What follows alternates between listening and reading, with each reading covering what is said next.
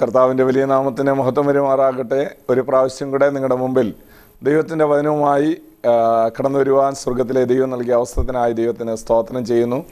ദൈവത്തിൻ്റെ സന്നിധിയിൽ ഇപ്രകാരം ദൈവവചനം ധ്യാനിക്കുവാനായിട്ട് ലഭിക്കുന്ന അവസരങ്ങൾ വലിയ ഭാഗ്യമായിട്ട് നമുക്ക് കരുതാം. ദൈവവചനം കേൾക്കുവാനായിട്ട് നിങ്ങൾ എടുക്കുന്ന എല്ലാ താല്പര്യങ്ങൾക്കായി ഞാൻ ദൈവത്തിന് സ്തോത്രം ചെയ്യുന്നതോടൊപ്പം തന്നെ ഹൃദയംഗമായി നിങ്ങളോട് നന്ദി അറിയിക്കുന്നു.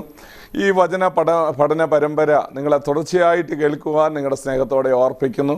ദൈവവചനത്തിൽ പഴയ നിയമത്തിൻ്റെ താളുകളിൽ പറഞ്ഞിരിക്കുന്ന ആത്മീയമായ വലിയ സത്യങ്ങൾ നമുക്ക് ഈ ദിവസങ്ങളിൽ ധ്യാനിക്കാം. പ്രാർത്ഥനയോടെ എല്ലാവരും അതുപോലെ തന്നെ നിങ്ങൾക്കത് അനുഗ്രഹമാകുന്നുവെങ്കിൽ മറ്റുള്ള ആളുകളെ കൂടെ ഈ വചനം കേൾക്കുവാനായിട്ട് ഉത്സാഹിപ്പിക്കണം. നിങ്ങൾ ദൈവവചനം കേൾക്കുമ്പോൾ നിങ്ങൾ അനുഗ്രഹിക്കപ്പെടുക മാത്രമല്ല, മറ്റുള്ളവർക്ക് ഇതൊരു അനുഗ്രഹമായി മാറുവാനായിട്ട് നമുക്ക് പ്രാർത്ഥനയോടെ, അത് ദൈവരാജ്യത്തിൻ്റെ ഒരു ശുശ്രൂഷയുടെ ഭാഗമാണ്. മറ്റുള്ളവരോട് നിങ്ങൾ തന്നെ ഈ ശുശ്രൂഷയെക്കുറിച്ച് പറയുകയും അവരെ കൂടെ ദൈവരാജ്യത്തിൻ്റെ വഴിയിൽ ആത്മീയമായ വളർച്ചയിലേക്ക് നമുക്ക് അവരെ കൂടെ മുന്നോട്ട് കൊണ്ടുപോകാനായിട്ട് കഴിയും. ഇതുകൊണ്ട് ഈ ദിവസങ്ങളിൽ നിങ്ങൾക്കിത് അനുഗ്രഹമായി മാറുന്നു എന്ന് അനേകർ വിളിച്ചു പറയുന്നു. ഈ സന്ദേശത്തിൽ കൂടെ ഞങ്ങൾക്ക് ധാരാളം ആളുകൾ, കർത്താവിൻ്റെ വേലക്കാർ ഒക്കെ അനുഗ്രഹിക്കപ്പെടുന്നു എന്നറിയുന്നതിൽ വളരെ സന്തോഷമുണ്ട്. അതുകൊണ്ട് ഈ ദിവസങ്ങളിൽ നിങ്ങൾ ആ കാര്യം കൂടെ നിങ്ങളുടെ ശ്രദ്ധയിലേക്ക് ഞാൻ കൊണ്ടുവരുന്നു. നമ്മൾ കഴിഞ്ഞ ചില നാളുകളായിട്ട് പഴയ നിയമത്തിലെ സമാഗമന കൂടാരത്തെക്കുറിച്ച് നമ്മൾ ധ്യാനിച്ചു വരികയായിരുന്നു. സമാഗമന കൂടാരത്തിൻ്റെ താമ്ര യാഗപീഠത്തിലെ ഉപകരണങ്ങളായ 5 ഉപകരണങ്ങൾ, അതിനോടനുബന്ധിച്ചുള്ള താമ്ര യാഗപീഠത്തിൻ്റെ ഉപകരണങ്ങളായി ദൈവവചനത്തിൽ നമുക്ക് തന്നിരിക്കുന്ന ചില ഉപകരണങ്ങളെക്കുറിച്ചുള്ള ചിന്തകളാണ് നമ്മൾ കഴിഞ്ഞ എപ്പിസോഡുകളിൽ ചിന്തിച്ച് നിർത്തിയത്. അവിടെ കിണ്ണനായിരുന്നു അവസാനമായിട്ട് ഞാൻ പറഞ്ഞത്. കിണ്ണത്തിൻ്റെ ഉപയോഗം രക്തം എടുക്കുന്നതായിരുന്നു. അത് യേശുക്രിസ്തുവിൻ്റെ രക്തത്തിൻ്റെ പ്രത്യേകതയായിട്ട് നമ്മൾ ചില കാര്യങ്ങൾ ധ്യാനിക്കുകയുണ്ടായി. അത് നമുക്ക് ഏറ്റവും അനുഗ്രഹമായി മാറി എന്ന് ഞാൻ വിചാരിക്കുന്നു. ഇനി അടുത്തതായിട്ട് നമ്മൾ അടുത്ത ഉപകരണമായിട്ട് നമ്മൾ ചിന്തിക്കുവാനായിട്ട് തുടങ്ങുന്നത് താമ്ര തൊട്ടിയാണ്, അഥവാ ലാവറാണ്. അതിൻ്റെ എബ്രായ വാക്ക് കിയോർ എന്നുള്ള ഒരു വാക്കാണ് ഉപയോഗിച്ചിരിക്കുന്നത്. പുറപ്പാട് പുസ്തകം 30-ാം അധ്യായത്തിൻ്റെ 17 മുതൽ 21 വരെയുള്ള വാക്യങ്ങൾ വായിക്കുമ്പോൾ അവിടെ നമുക്ക് കാണുവാനായിട്ട് കഴിയുന്നു ലാവർ ഓഫ് ബ്രാസ്, അഥവാ താമ്ര തൊട്ടി എന്ന് മലയാളം ബൈബിളിൽ നമുക്ക് കാണുവാനായിട്ട് കഴിയുന്നു. താമ്ര തൊട്ടി എന്താണ് ഉപയോഗം എന്നുള്ളതിനെ കുറിച്ചും അതിൻ്റെ ആത്മീയ അർത്ഥത്തെക്കുറിച്ചും ഒക്കെ നമുക്ക് ഇപ്പോൾ ധ്യാനിക്കാം. അതായത് താമ്ര യാഗപീഠം കഴിഞ്ഞാൽ അടുത്തതായി പ്രാകാരത്തിലിരിക്കുന്ന ഏക ഉപകരണം താമ്ര തൊട്ടിയാണ്. നമ്മൾ പ്രാകാരത്തെ സംബന്ധിച്ചിടത്തോളം ഈ ഉപകരണങ്ങൾ താമ്ര തൊട്ടിയും താമ്ര യാഗപീഠവുമാണ്. ഇത് രണ്ടും ബ്രോൺസ് കൊണ്ടാണ് ഉണ്ടാക്കിയിരിക്കുന്നത് എന്ന് കാണുവാനായിട്ട് കഴിയും. താമ്രം ദൈവവചന പ്രകാരം ന്യായവിധിയെ കാണിക്കുന്നു എന്ന് നമുക്ക് പഠിക്കുവാനായിട്ട് കഴിയും. താമ്ര യാഗപീഠം കഴിഞ്ഞാൽ ഉടനെ തന്നെ താമ്ര തൊട്ടിയാണ് കാണുവാനായിട്ട് കഴിയുന്നത്. അതിനകത്ത് അപ്പോൾ അതുമായിട്ട് ബന്ധപ്പെടുത്തി നമ്മൾ ചിന്തിക്കുമ്പോൾ അകത്തുള്ള സാധനങ്ങൾ ഇനിയും അടുത്തതായി വിശുദ്ധ സ്ഥലത്തേക്ക് പോകുമ്പോൾ അവിടെ ധൂപപീഠമുണ്ട്, കാഴ്ചപ്പത്തിന് മേശയുണ്ട്, കവരവിളക്കുണ്ട്. ആ ഉപകരണങ്ങളെല്ലാം ശ്രദ്ധിച്ചാൽ അതെല്ലാം പൊന്നുകൊണ്ടാണ് ഉണ്ടാക്കിയിരിക്കുന്നത്. എന്നാൽ ഇവിടെ പുറത്തുള്ള ഭാഗങ്ങൾ ശ്രദ്ധിച്ചാൽ അത് താമ്രം കൊണ്ടുണ്ടാക്കിയിരിക്കുന്നു. എന്താണ് ഇത് തമ്മിലുള്ള വ്യത്യാസം? ദൈവവചന പ്രകാരം പൊന്ന് സ്വർഗീയത്തെയും ദൈവത്തെയും കാണിക്കുന്നതാണെങ്കിൽ പുറത്തുള്ള ഭാഗത്ത് താമ്രമാണ്, താമ്ര ഉപകരണങ്ങളാണ് വെച്ചിരിക്കുന്നത് എന്ന് കാണുവാൻ കഴിയും. താമ്ര ഉപകരണങ്ങൾ താമ്ര ന്യായവിധിയെ കാണിക്കുന്നതാണെങ്കിൽ, അഥവാ ഭയത്തെ കാണിക്കുന്നതാണെങ്കിൽ, അകത്ത് ദൈവത്വത്തെ കാണിക്കുന്നു. ദൈവിക സന്തോഷത്തിൻ്റെ, ദൈവ സാന്നിധ്യത്തിൻ്റെ പൊന്ന് അകത്തുള്ള ഉപകരണങ്ങളിൽ ഉണ്ട് എന്നുകൂടെ നമ്മൾ ആത്മീയമായി സന്തോഷിക്കാൻ വക നൽകുന്ന കാര്യമാണ്. അതുപോലെ തന്നെ നമ്മൾ ഈ പ്രാകാരത്തെക്കുറിച്ച് ചിന്തിക്കുമ്പോൾ പ്രാകാരത്തിലുള്ള 2 ഉപകരണങ്ങൾ മാത്രമേ ഉള്ളൂ. അത് ഒന്നാമതായിട്ട് നമ്മൾ കഴിഞ്ഞ എപ്പിസോഡുകൾ ചിന്തിച്ച താമ്ര തൊട്ടിയാണ്, താമ്ര യാഗപീഠമാണ്. രണ്ടാമത്തെ ഉപകരണമാണ് ഇവിടെ നമ്മൾ ഇന്നു മുതൽ ചിന്തിക്കുന്ന താമ്ര തൊട്ടി എന്നുള്ള ഭാഗം. കാൽവറി ക്രൂശിനെയാണ് താമ്ര യാഗപീഠം കാണിക്കുന്നതെങ്കിൽ പുതിയ നിയമവിശ്വാസികളാണ് നമുക്ക് ഏറ്റവും സന്തോഷം തരുന്ന അടുത്ത ഉപകരണം താമ്ര തൊട്ടിയാണ്. താമ്ര യാഗപീഠം കടന്ന് അല്പം മുമ്പോട്ട് കടന്നു വരുന്ന ഒരു വ്യക്തിയെ സംബന്ധിച്ചിടത്തോളം അവനെ കാണാൻ കഴിയുന്നത്, അവന് താമ്ര യാഗപീഠം കഴിഞ്ഞാൽ ഉടനെ തന്നെ അവനെ കാണാൻ കഴിയുന്നത് താമ്രത്തൊട്ടിയാണ്. എന്നാൽ താമ്രത്തൊട്ടി അവനെ കാണാൻ കഴിയുന്നുണ്ടെങ്കിലും താമ്രത്തൊട്ടിയിൽ നിന്ന് അവന് പ്രാപിക്കാനായിട്ട് കഴിയുന്നില്ല. താമ്രത്തൊട്ടിയുടെ അരികിലേക്കും താമ്രത്തൊട്ടിയുടെ ചുവട്ടിലേക്ക് ചെന്ന് കഴുകൽ പ്രാപിക്കുന്ന ഒരു വ്യക്തിക്ക് മാത്രമേ മുമ്പോട്ട് പോകാനായിട്ട് കഴിയത്തുള്ളൂ. ദൈവം പഴയ നിയമ വിശ്വാസികൾക്ക് ആർക്കും തന്നെ വെക്കാത്ത ഒരു ഭാഗങ്ങൾ അതിപരിശുദ്ധമായ സ്ഥലവും വിശുദ്ധ സ്ഥലവുമായിരുന്നു. എന്നാൽ താമ്ര യാഗപീഠം കഴിഞ്ഞ് മുമ്പോട്ട് അടുത്തു വരുന്ന ആളിന് താമ്ര തൊട്ടിയാണ് കാണാനായിട്ട് കഴിയുന്നത്. അതിനെ കിയോർ എന്ന വാക്ക് ഉപയോഗിച്ചിരിക്കാൻ കാരണം അത് അടിച്ച് കുഴിക്കപ്പെട്ട ഒരു തൊട്ടി എന്നുള്ള നിലയിലാണ് അതിൻ്റെ മൂലഭാഷയിൽ നിന്ന് ആ വാക്ക് വന്നിരിക്കുന്നത്. കിയോർ എന്നുകൊണ്ട് തന്നെ അത് അടിച്ച് കുഴിക്കപ്പെട്ട എന്നുള്ള ഒരു ചിത്രം നമുക്ക് കാണാൻ കഴിയുന്നു. ഇത് യേശുക്രിസ്തുവിൻ്റെ നിഴലായിട്ട് നമുക്ക് ചിത്രീകരിക്കുവാനായിട്ട് കഴിയും. അതിനകത്തുള്ള വെള്ളത്തെ വചനമായിട്ട് നമുക്ക് ചിത്രീകരിക്കുവാനായിട്ട് കഴിയും. ദൈവവചനം വെള്ളമാണെന്ന് ധാരാളം ഭാഗങ്ങളിൽ ദൈവത്തിൻ്റെ വചനം നമ്മെ പഠിപ്പിക്കുന്നുണ്ട്. എഫെസ് ലേഖനം 5-ാം അധ്യായത്തിൻ്റെ 25 മുതലുള്ള വാക്യങ്ങൾ വായിക്കുമ്പോൾ അവൻ അവളെ വചനത്തോട് കൂടിയ ജലസ്നാനത്താൽ വെടിപ്പാക്കി എന്ന് പറഞ്ഞിരിക്കുന്നു. അതുകൊണ്ട് വചനം വെള്ളമായിട്ട് ദൈവവചനത്തിൽ നമുക്ക് കാണുവാനായിട്ട് കഴിയുന്നുണ്ട്. അപ്പോൾ ഇപ്രകാരം താമ്ര യാഗപീഠം കഴിഞ്ഞ് മുമ്പോട്ട് ചെല്ലുമ്പോൾ കാൽവറി ക്രൂസിൽ അവൻ്റെ പരമവിലയിൽ വിശ്വസിച്ച ഒരു ദൈവത്തിൻ്റെ ചിത്രമാണ് നമുക്ക് കിട്ടുന്നത്. ഒരു വിധത്തിൽ പറഞ്ഞാൽ അവന് പുത്രനായി മാറി. ഒരു വിശ്വാസിയെ സംബന്ധിച്ചിടത്തോളം യേശുക്രിസ്തുവിൻ്റെ യാഗബലിയിൽ വിശ്വസിക്കുന്നതോടുകൂടെ പുത്രനായി മാറാനുള്ള പദവിയും അവകാശവും ദൈവം ദാനമായി നൽകുന്നു. എന്നാൽ അവൻ ഒരിക്കലും പുത്രത്വം പ്രാപിക്കുന്നു എന്നുള്ളത് കൊണ്ട് ഒരു ശിഷ്യനായി മാറുന്നില്ല. ലോകത്തിൽ ഇന്ന് തെറ്റിദ്ധരിക്കപ്പെട്ടിരിക്കുന്ന ഒരു കാര്യമാണ് പുത്രത്വവും ശിഷ്യത്വവും എന്ന് പറയുന്നത്. പുത്രനാകുന്നത് കൊണ്ട് ശിഷ്യനാകണമെന്നില്ല. കാൽവറി ക്രൂസിലേക്ക് ശ്രദ്ധിച്ചാൽ അറിയാം, കർത്താവിൻ്റെ ഇടത്തും വലത്തുമായി 2 കള്ളന്മാരുണ്ടായിരുന്നു. എന്നാൽ ഒരു ഭാഗത്ത് കിടന്ന കള്ളൻ അവന് രക്ഷിക്കപ്പെടുവാനിടയായി തീർന്നു. അവൻ ആ കാൽവറി ക്രൂസിൽ വിശ്വസിക്കുകയും അവൻ്റെ പാപത്തിൻ്റെ പരിഹാരത്തിന് വേണ്ടി യേശുക്രിസ്തു യാഗമായി തീരുകയും ചെയ്യുന്നു എന്ന് അവൻ വിശ്വസിച്ചു. അവന് പറുദീസ ലഭിക്കുവാനിടയായി തീർന്നു. അവൻ ഒരിക്കലും ശിഷ്യനായി മാറിയില്ല. അതുകൊണ്ട് നമ്മൾ ഓർക്കേണ്ടത്, യേശുക്രിസ്തുവിൻ്റെ യാഗബലിയിൽ വിശ്വസിക്കുന്ന ഇന്ന് ലോകത്തിൽ ജീവിക്കുന്ന ഏതൊരു വ്യക്തിക്കും നിങ്ങൾക്ക് മക്കളായി മാറാൻ കഴിയാം. പക്ഷേ ശിഷ്യനായി മാറണമെങ്കിൽ വ്യവസ്ഥ കുറച്ചുകൂടെ അല്പം കൂടെ വലുതായിരിക്കുന്നു എന്നുള്ള കാര്യം നമ്മൾ ഓർക്കുക. അടുത്ത ഭാഗത്തേക്ക് നമ്മൾ വരുമ്പോൾ നമുക്ക് മനസ്സിലാക്കാൻ കഴിയുന്നു എങ്ങനെയാണ് യേശുവിൻ്റെ ശിഷ്യനായിട്ട് മാറുന്നത്. നമുക്ക് വളരെ സുപരിചിതമായ വളരെ സന്തോഷം തരുന്ന ഒരു വാക്യമാണ് നമ്മൾ മത്തായി സുവിശേഷം 11-ാം അധ്യായത്തിൻ്റെ 28-ാം വാക്യം. അവിടെ വായിക്കുന്നു, അധ്വാനിക്കുന്നവരും ഭാരം ചുമക്കുന്ന ഏവരുമായുള്ളവരെ നിങ്ങളെല്ലാവരും എൻ്റെ അടുക്കൽ വരുവീൻ, എന്നാൽ നിങ്ങളുടെ ആത്മാക്കൾക്ക് ആശ്വാസം ലഭിക്കും എന്ന് പറഞ്ഞിരിക്കുന്നു. അങ്ങനെ വായിക്കുമ്പോൾ നമുക്കെല്ലാവർക്കും സന്തോഷം തരുന്ന ഒരു വാക്യമാണെങ്കിലും അതിൻ്റെ താഴെയുള്ള വാക്യങ്ങൾ ശ്രദ്ധിക്കുമ്പോഴാണ് മനസ്സിലാകുന്നത് അവിടെ പറഞ്ഞിരിക്കുന്നത് എന്നോട് ചേർന്ന് എന്നോട് കേട്ട് പഠിക്കണം, എന്നോട് ചേർന്ന് എൻ്റെ നുകം ഏറ്റുകൊണ്ട് എന്നോട് പഠിക്കണമെന്ന് കർത്താവ് പറയുന്നു. എന്താണ് അങ്ങനെ പറയാൻ കാരണം? എൻ്റെ നുകം മൃദുവാണ്, എൻ്റെ ചുമട് ലഘുവാണ് എന്ന് പറഞ്ഞിരിക്കുന്നു. യേശുക്രിസ്തുവിനോട് ചേർന്ന് ആ നുകത്തിൻ്റെ കീഴിലേക്ക് തങ്ങളുടെ കഴുത്ത് വെച്ചു കൊടുക്കാത്ത ആർക്കും തന്നെ കർത്താവിൻ്റെ ശിഷ്യനായിരിക്കുവാനായിട്ട് കഴിയത്തില്ല. സ്വന്തം ഇഷ്ടപ്രകാരം ജീവിച്ചു പോകുന്ന ആളുകൾക്ക് കർത്താവിൻ്റെ ഇഷ്ടത്തിനായി ഏൽപ്പിച്ചു കൊടുക്കാനായി കഴിയില്ല. അവർ വിശ്വാസികൾ എന്ന് അഭിമാനിച്ചേക്കാം, എന്നാൽ സ്വന്തം ഇഷ്ടം വെടിഞ്ഞ് കർത്താവിൻ്റെ ഇഷ്ടത്തിനായി നമ്മെ തന്നെ പരിപൂർണമായി ഏൽപ്പിക്കപ്പെടുമ്പോഴാണ് നമ്മൾ ആ നുകത്തിൻ്റെ കീഴിലേക്ക് മാറി നിന്ന് കൊടുക്കുന്നത്. നുകം എന്ന് പറയുമ്പോൾ കർത്താവ് ഉപയോഗിച്ചിരിക്കുന്ന എന്നോട് കേട്ട് എൻ്റെ നുകം ഏറ്റും കൊണ്ട് എന്ന് പറയുമ്പോൾ സാധാരണയായി പുരാതന കാലഘട്ടങ്ങളിലൊക്കെ ഒരു കാളയെ പൂട്ടുവാനായിട്ട് പരിശീലിപ്പിക്കുമ്പോൾ ഒരു നല്ല ശക്തിയോടെ വളർന്നു വന്നിരിക്കുന്ന ഒരു കാളയെ അതിനെ പൂട്ടുവാനായി പരിശീലിപ്പിക്കുമ്പോൾ വർഷങ്ങളായിട്ട് പരിശീലിപ്പിക്കപ്പെട്ട നല്ല പരിചയമുള്ള ഒരു കാളയെ, നല്ല പക്വതയുള്ള ഒരു കാളയെ ആ നുകത്തിൻ്റെ ഒരു ഭാഗത്തേക്ക് നിർത്തും. മറുഭാഗത്താണ് ആ പുതിയ കാളയെ കൊണ്ടുവന്ന് കെട്ടുന്നത്.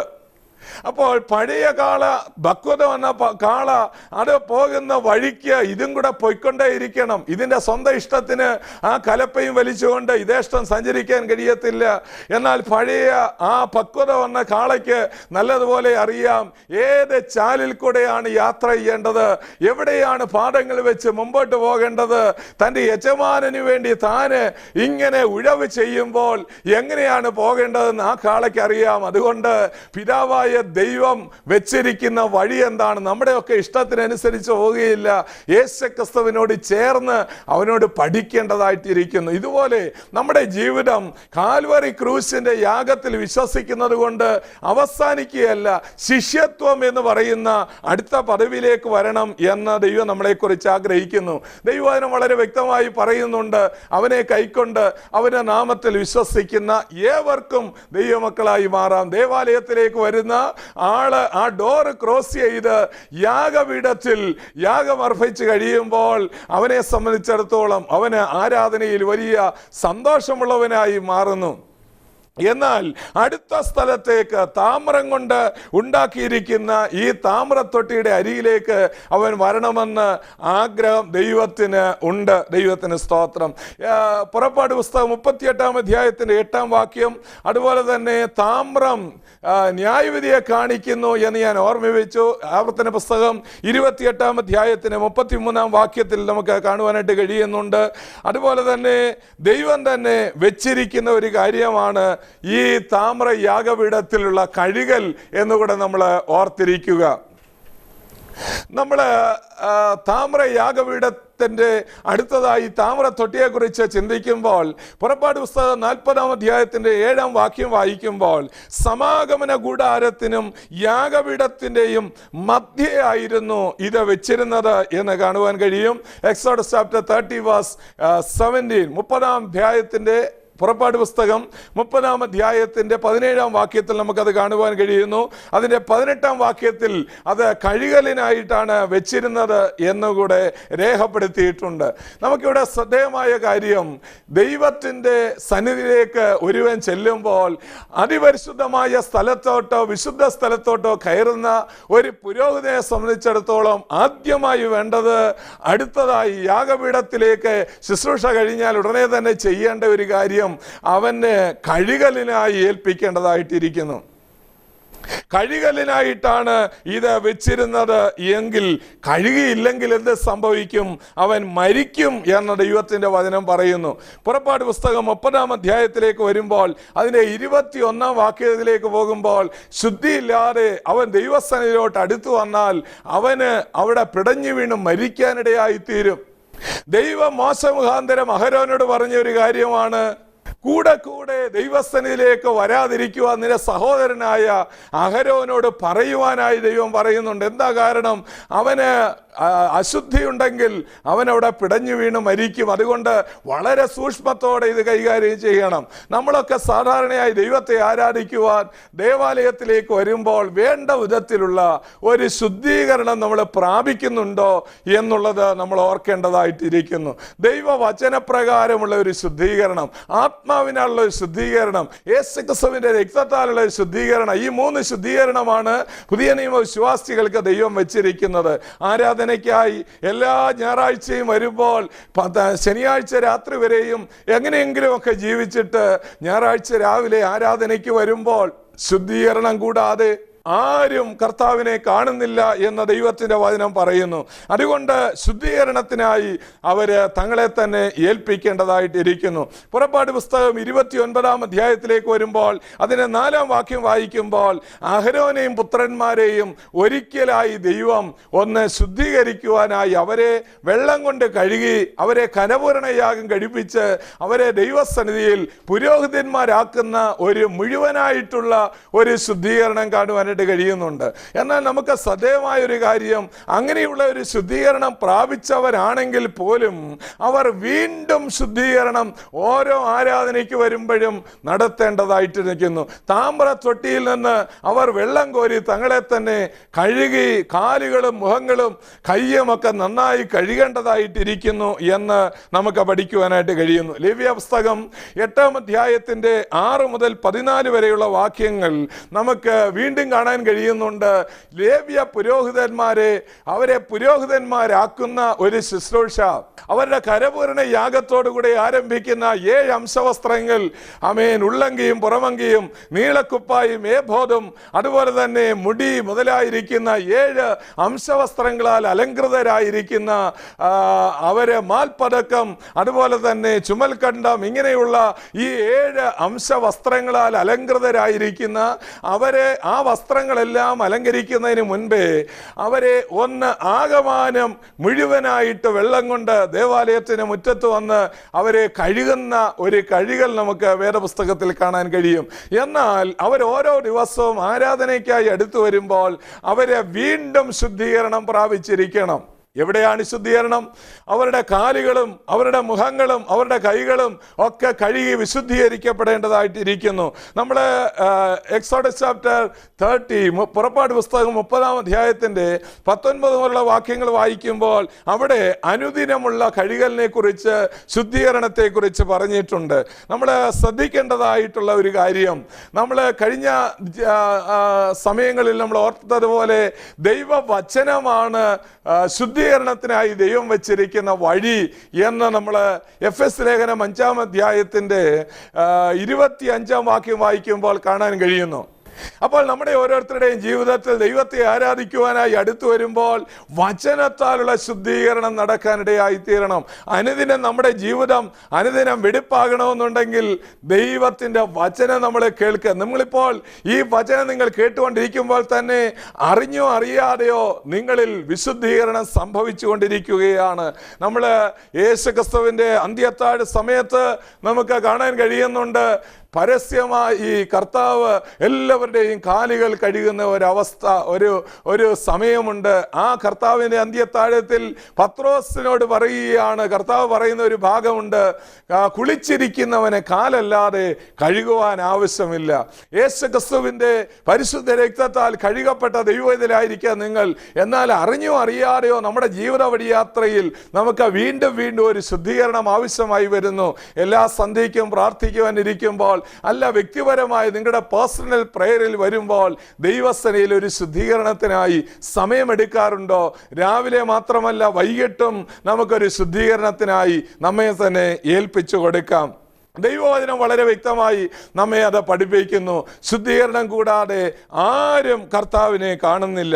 നമ്മൾ യോഹന്നാന്റെ സുവിശേഷം 15-ാം അധ്യായത്തിന്റെ 8-ാം വാക്യം വായിക്കുമ്പോൾ കർത്താവ് പറയുകയാണ്, ഞാൻ നിങ്ങളോട് സംസാരിച്ച വചനത്താൽ നിങ്ങൾ ശുദ്ധിയുള്ളവരാകുന്നു എന്ന് പറഞ്ഞിരിക്കുന്നു. ഞാൻ നിങ്ങളോട് സംസാരിച്ച വചനത്താൽ നിങ്ങൾ ശുദ്ധിയുള്ളവരാണ്. അങ്ങനെയാണെങ്കിൽ നമ്മുടെയൊക്കെ ജീവിതത്തിൽ ദൈവം കർത്താവ് പറയുന്ന വചനം അത് വായിക്കുക, നിരന്തരമായിട്ട് വായിക്കുമ്പോൾ നമ്മളിൽ തന്നെ ശുദ്ധീകരണം സംഭവിച്ചുകൊണ്ടേയിരിക്കും. അറിഞ്ഞോ അറിയാതെയോ നമ്മളിൽ ഒരു വെടിപ്പാക്കൽ നടക്കാൻ ഇടയായിത്തീരും. മാത്രമല്ല ദൈവത്തിന്റെ വചനം പറയുന്നു, 1 പത്രോസ് 1-ാം അധ്യായത്തിന്റെ 22-ാം വാക്യം വായിക്കുമ്പോൾ സത്യം അനുസരിച്ച് നമ്മളെ നിർമ്മലീകരിക്കണം എന്ന് പറഞ്ഞിരിക്കുന്നു. സത്യം അനുസരിച്ച് നമ്മളെ തന്നെ നിർമ്മലീകരിക്കുന്നത് എങ്ങനെയാണ്? വചനം വായിച്ച് വചനം അനുസരിക്കുമ്പോൾ നമ്മളിൽ തന്നെ നിർമ്മലീകരണം സംഭവിക്കുന്നു. അപ്പോൾ ഞാൻ ഓർമ്മിപ്പിച്ചു വന്നത്, ദൈവവചനപ്രകാരം വെള്ളം ദൈവവചനമാണ്. ആ വെള്ളത്താൽ നമുക്കൊരു കഴുകൽ പ്രാപിക്കാം. താമ്ര തൊട്ടിയിൽ വെള്ളം ധാരാളമായി ഉണ്ട് എന്നാണ് ഞാൻ പറഞ്ഞു വന്നത്. അനുദിനം നമ്മുടെ ജീവിതത്തിൽ ദൈവവചനത്തിന് എത്രമാത്രം പ്രാധാന്യമുണ്ട് എന്ന് നമുക്ക് ശോധന ചെയ്യാം. ദൈവം ഈ ദിവസങ്ങളിൽ കൂടുതൽ വചനം നിങ്ങളുടെ ജീവിതത്തിന്മേൽ നൽകി നിങ്ങളെ ശുദ്ധീകരിക്കട്ടെ. നിങ്ങളുടെ ആത്മാവിൽ, നിങ്ങളുടെ ശരീരത്തിൽ, നിങ്ങളുടെ മനസ്സിൽ എല്ലാം ഒരു വിശുദ്ധീകരണം സംഭവിക്കുവാൻ ദൈവം നമ്മളെക്കുറിച്ച് ആഗ്രഹിക്കുന്നു. ഈ ദിവസങ്ങൾ ദൈവാത്മാവ് അതിനെ നിങ്ങളെ സഹായിക്കട്ടെ. ഈ വചനങ്ങൾ നിങ്ങൾക്ക് അനുഗ്രഹമായി ഞാൻ വിശ്വസിക്കുന്നു. നിങ്ങൾക്ക് അനുഗ്രഹമായെങ്കിൽ ഞങ്ങളോട് വിളിച്ചറിയിക്കണം. ഞങ്ങൾക്ക് ഇമെയിൽ സന്ദേശത്തിൽ കൂടെ ഈ നിങ്ങളുടെ അഭിപ്രായങ്ങൾ നിങ്ങൾക്ക് അനുഗ്രഹമായെങ്കിൽ അത് ഞങ്ങളെ അറിയിക്കണം. ഈ വചനങ്ങളാൽ കർത്താവ് നിങ്ങളെ അനുഗ്രഹിക്കുമാറാകട്ടെ എന്ന് പ്രാർത്ഥിക്കുന്നു. അടുത്ത എപ്പിസോഡിൽ നമുക്ക് കാണുന്നത് വരെ കർത്താവിൻ്റെ വാഴ്വുകൾ, അനുഗ്രഹങ്ങൾ നിങ്ങളുടെ ഭവനങ്ങളിൽ വാഴുമാറാകട്ടെ.